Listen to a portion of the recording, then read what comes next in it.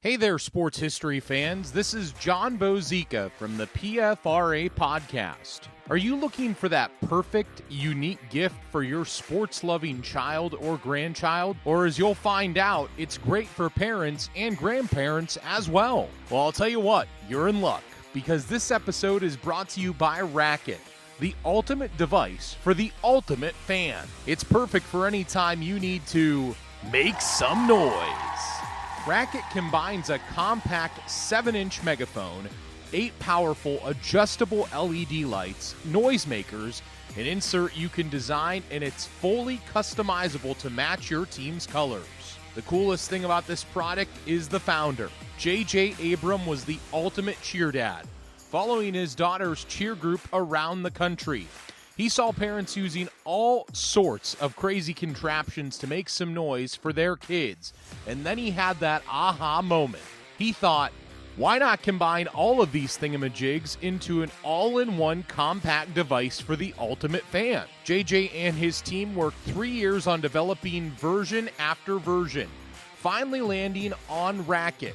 That's R-A-K-I-T. So you can make some noise and cheer and be part of the action. So get out there and let's get loud. Bring a Racket to your next game or competition to cheer on your favorite team or athlete. You can customize your Racket with your own logos, drawings, and names. Get beads to match your team's colors. Flashing lights add the excitement. Are you ready to make a Racket? Be part of the game. Each Racket comes with 1 Racket megaphone, 1 lanyard to keep a hold of this thing, 2 scratch-resistant bead packs, 1 clear and 1 color of your choice, and a 10-pack of customizable self-adhesive inserts, currently on sale for $24.99. To pick up your Racket today, head to myracket.com. That's myracket.com. Now get out there and make some noise.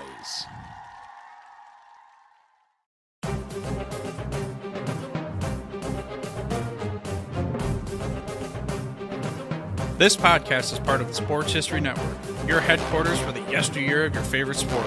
You can learn more at sportshistorynetwork.com.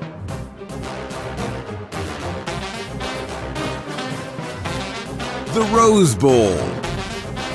The game that inspired the college football bowl season has a long and storied history. The stadium itself is 100 years old, and in celebration of it, Pigskin Dispatch is assembling some of the top historians and authors to share the memories, people, and events that make the granddaddy of them all the special game that it is. Enjoy this Rose Bowl memory from pigskindispatch.com.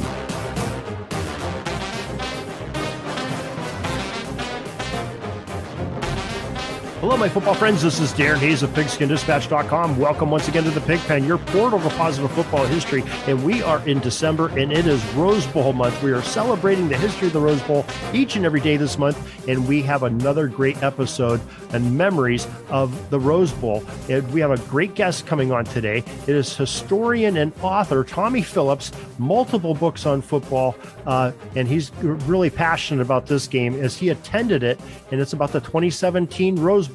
Tommy Phillips, welcome to the Pigpen. Thanks for having me. Well, we really appreciate it, and especially somebody that has been at one of the big games. Always love to have that, and somebody as passionate as yourself that has podcasts and multiple books on football, and so glad to have you here. So thank you for joining us. Yeah, thank you.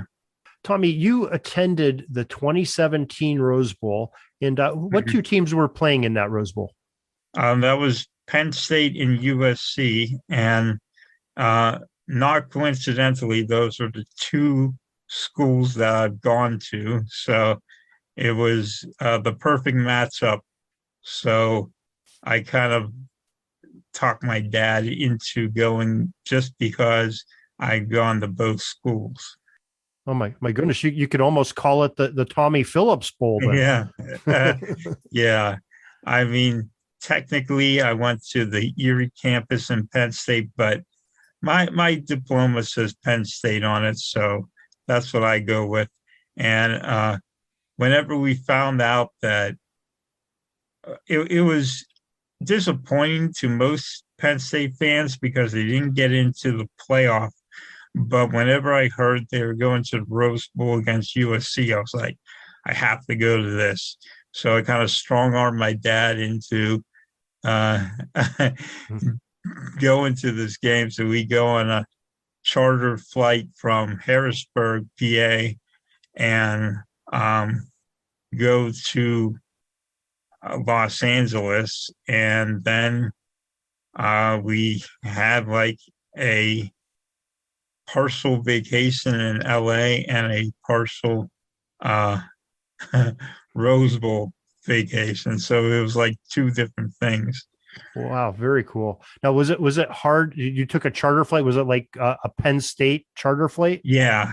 Okay. Yeah, it was like, I think it was the Nittany Lion Club. I think you had to join the club. So I had to put up the money to join the club so I could get on it. And then we flew on a charter flight and then stayed at a hotel in LA.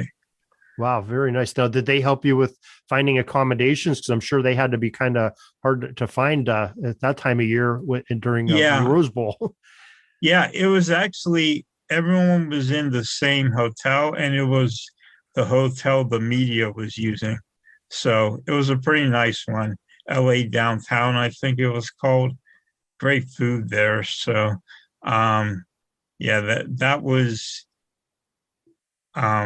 the hotel we stayed in, and we got like a few bonus items like a scarf along the way and a couple other things while we were there. Wow. So just a great experience, and got to enjoy it with a whole bunch of Penn State fans in the same hotel, and the media. Wow, too. That's kind of cool. Yeah. Did you see anybody that you recognize from the media? Oh no, I just saw the sign saying that the media, signs for where the media was supposed to go. So I didn't actually see any reporters or anyone. Okay, so you didn't go down and start having coffee in the morning, and they're doing game day in the lobby or anything. Yeah.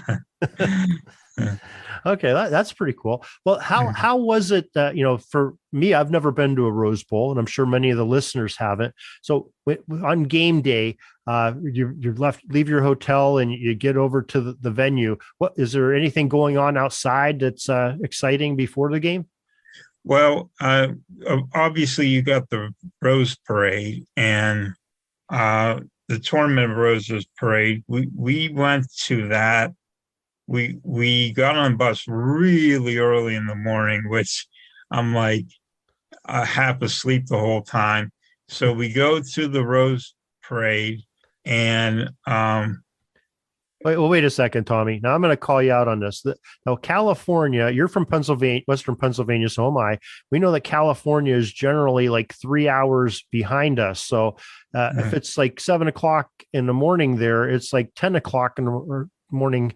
It's 10 o'clock in the morning here. So that's like probably normal time getting up, isn't it? So how early in the morning was it now, Tommy? Come on. Oh, it was early. It felt early. Okay.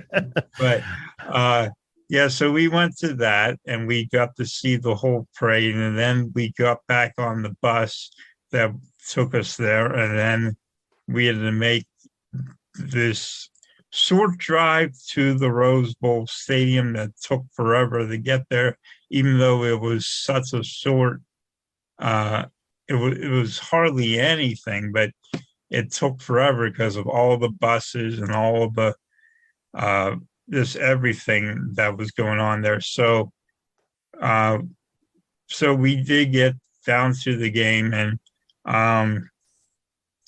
one of the things about the Rose Bowl is that the stadium was built a long time ago, and it's not exactly very easy to get around with giant crowds.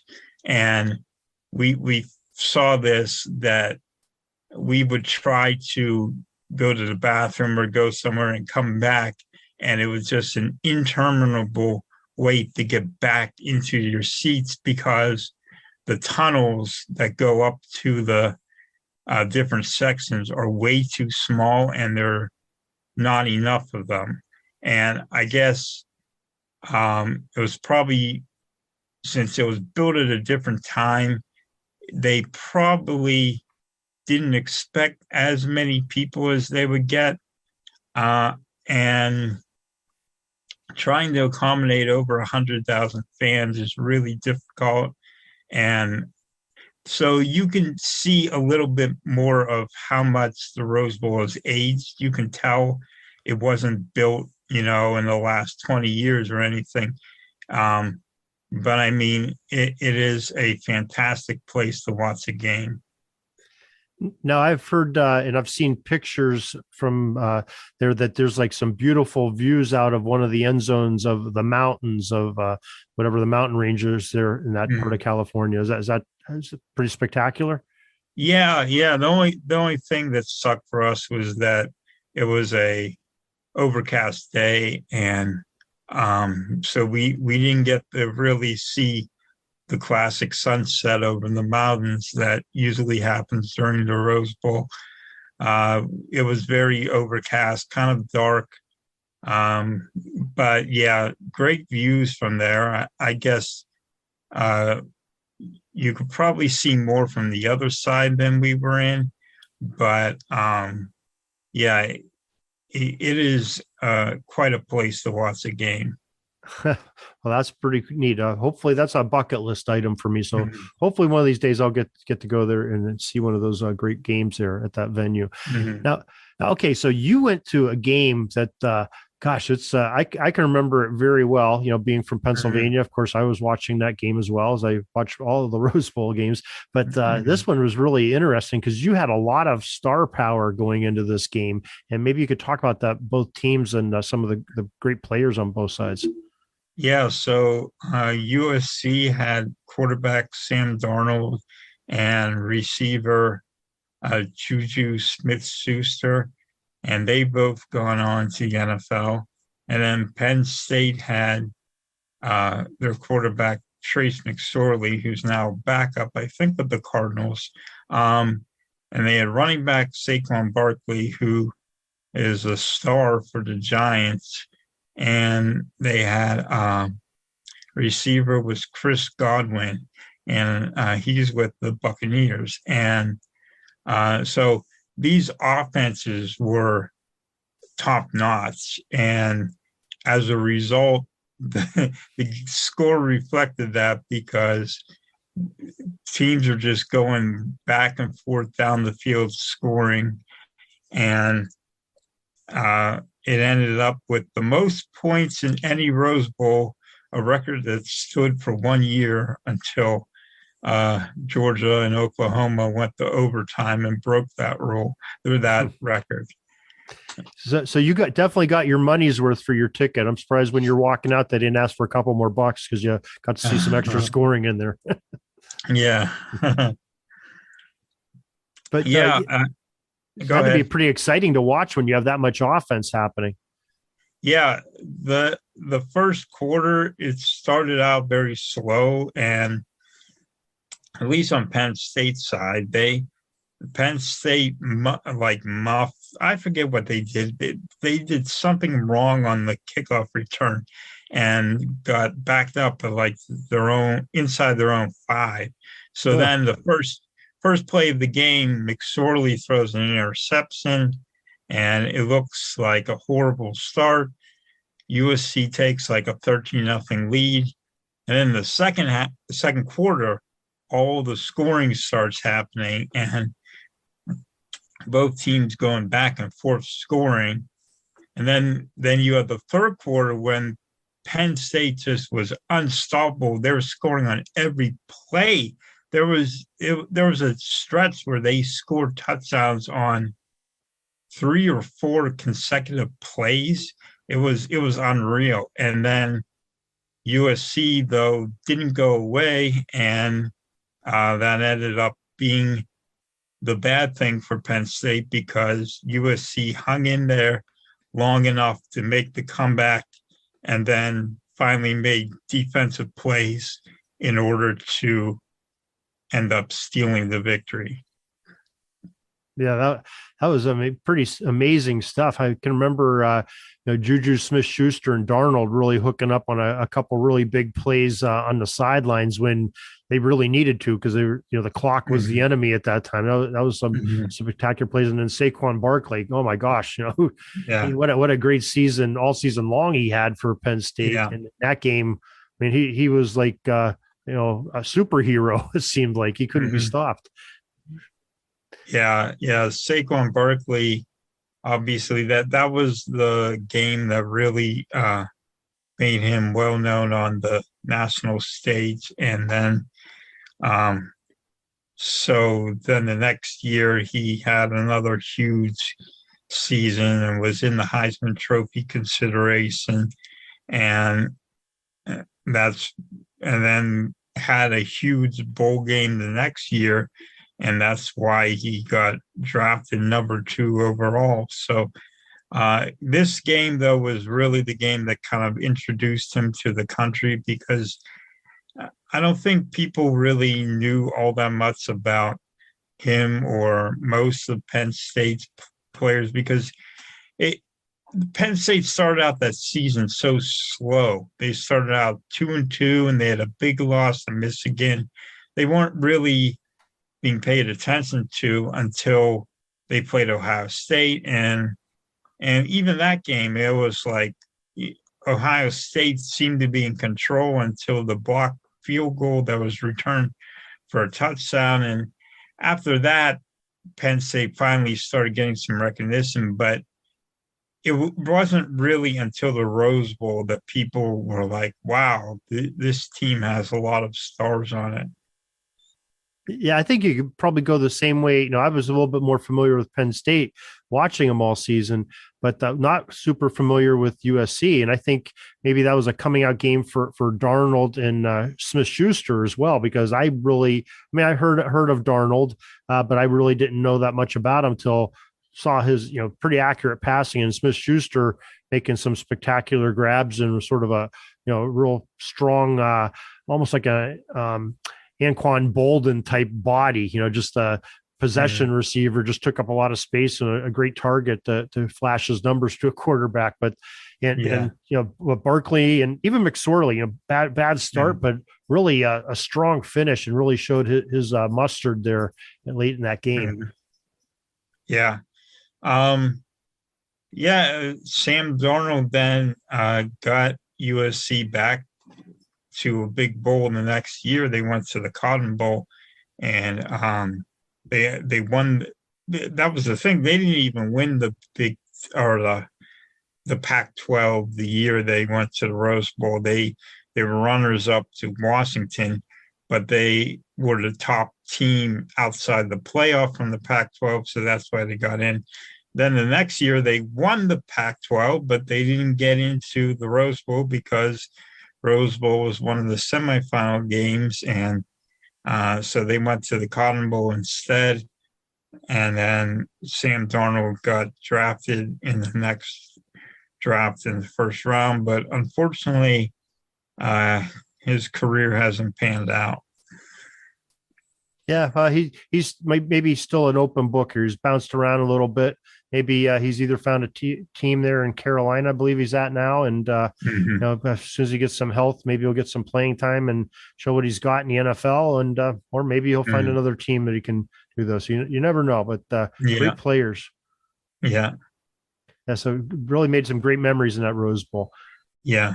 Heard through the grapevine here, you have a project coming up on another book that's coming out. Would you like to talk about that a little bit? Yeah, I'm finished with, but I still need to do the index for it. A book all about the Orange Bowl, a different bowl game. So it's called The Orange Bowl, A Complete History, and it's being published by McFarland Publishing. And it'll probably come out early next year, I think. I'm not sure exactly, but this book is like the complete everything about the Orange Bowl, how it was founded and how it grew and all the things about it, like even the halftime performers and the little things they do besides the game itself. And of course, it's got play-by-play of more than 80 games in there. Wow.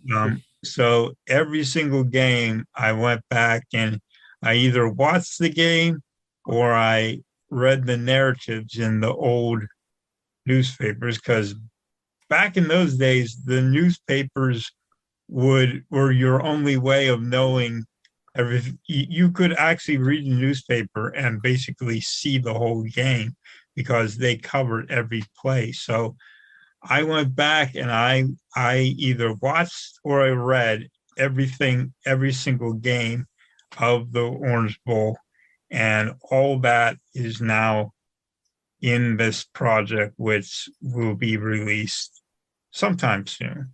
Well, I can definitely attest to it. I have a couple of your books, the Nifty 90s and your 80s book. And I can tell you, Tommy spares no detail, leaves no details out of his books. They're nice, thick books. And boy, you got hours upon hours of reading and enjoyment on football. That's for sure. So we're all looking forward to this Orange Bowl book. Yeah, I don't do anything halfway, that's for sure.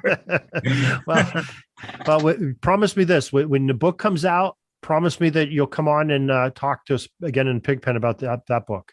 Yeah, I will. That would be great.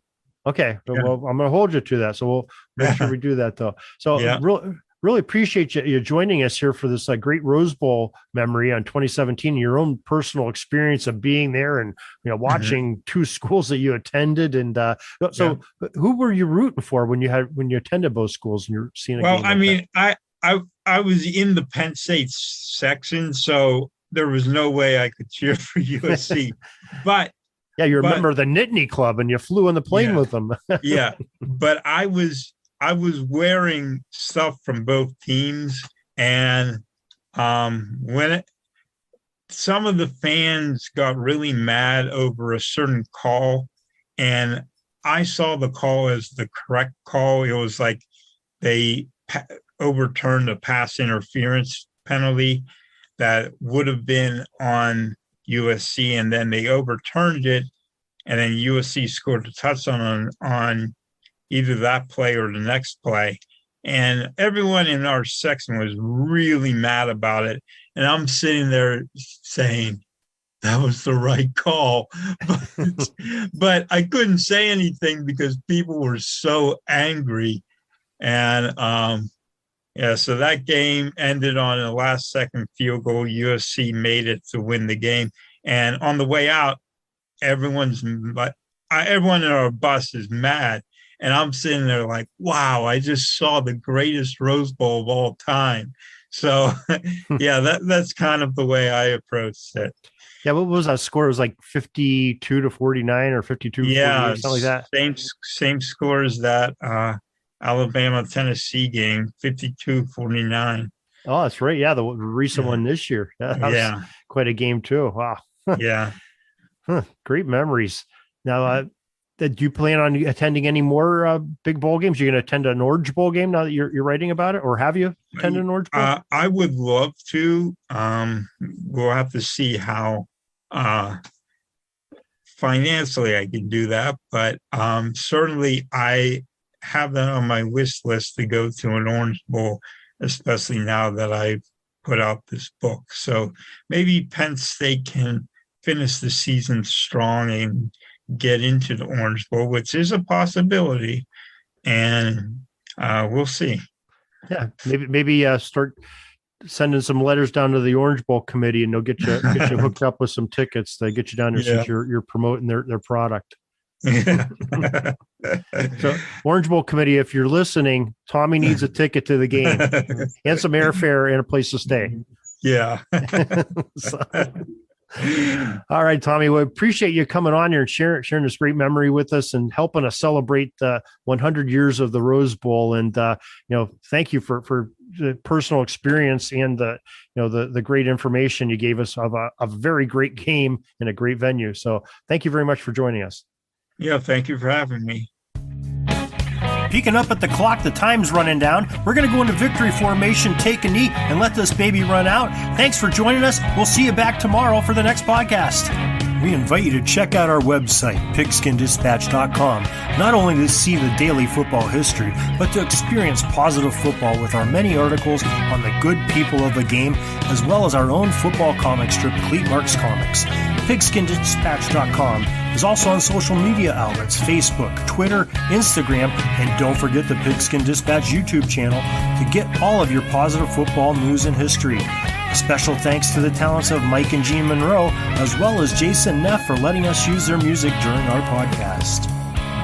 This podcast is part of the Sports History Network, your headquarters for the yesteryear of your favorite sport. You can learn more at sportshistorynetwork.com. Hey there, sports history fan. This is Arnie Chapman, a.k.a. the Football History Dude, and I hope that you enjoyed this recent episode presented by the Sports History Network and were able to learn some good old-fashioned sports history knowledge nuggets. I started the Sports History Network back in 2020 with the mission to help podcasters find a community of like-minded sports history nerds, as well as helping aspiring podcasters to start their own shows. We have a little bit over 30 shows on the network right now covering all sorts of sports history, but as far as I'm concerned, we're just at the toothpick in the ocean moment, that can't even figure it out because there's so much more coming. We wanted to create the ultimate headquarters for sports yesteryear, starting with Podcast Network and our website, but we're going to continue to move into other mediums as well. And here's the cool part, because we want you to be part of our team. So if you're interested in starting your own podcast, or maybe being a guest on one of our shows, or who knows, maybe even writing an article for us over on the website. Seriously, all you got to do is reach out to us on the contact page over at sportshistorynetwork.com. You can be as technologically savvy as a Neanderthal tapping on a stone trying to figure out this whole hieroglyphics thing back in the day. Again, it doesn't matter, because even if you don't understand the whole podcast space, we have a production team that can pretty much help you out with doing everything. All you got to do, head over to sportshistorynetwork.com, head to the contact page, fill it out. That message goes right to me, and I'll reach out to you as soon as I can. But for now, dude, I'm through if you're through.